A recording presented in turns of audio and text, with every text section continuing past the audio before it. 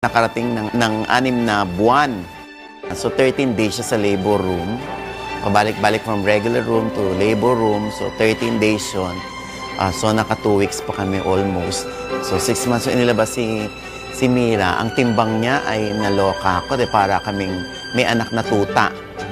Oo, 625 grams lang. So wala pang 1 kilo.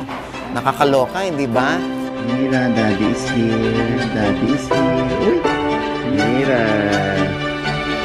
Mira. Supposedly ay cesarean si Georgette. Kaya lang, sa liit ng bata, nailabas niya agad-agad.